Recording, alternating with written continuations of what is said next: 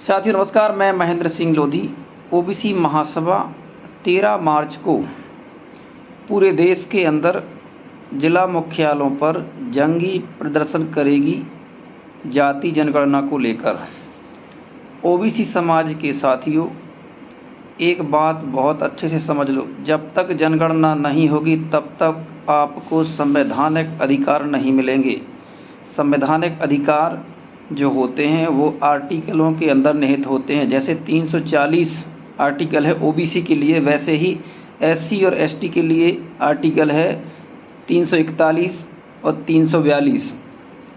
इन्हीं आर्टिकलों के अंदर जो प्रावधान है जिस कारण एससी और एसटी की जनगणना होती है और उनको संख्या के अनुपात में आरक्षण मिलता है और उनका बजट भी संख्या के अनुपात में बनता है।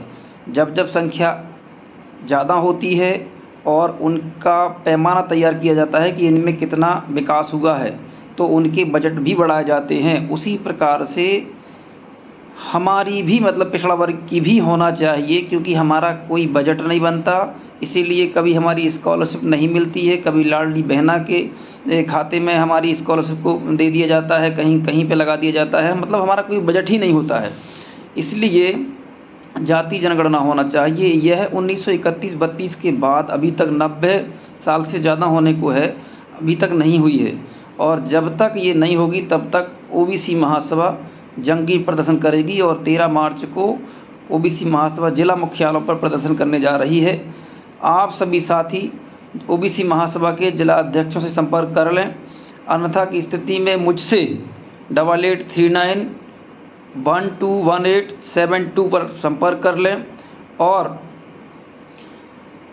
इस आंदोलन में शामिल हों, क्योंकि जब जनगणना होगी तभी आपको अधिकार मिलेंगे। जो 15/4 16/4 जो है वो आपके रिप्रेजेंटेशन की बात करता है, सभी समाजों की रिप्रेजेंटेशन की बात करता है। और हम सिर्फ ओबीसी की जनगणना की बात नहीं कर रहे हैं, हम देश के अंदर जितनी भी जातियां हैं, चाहे वो कोई भी हो, उन सभी की जनगणना होना चाहिए।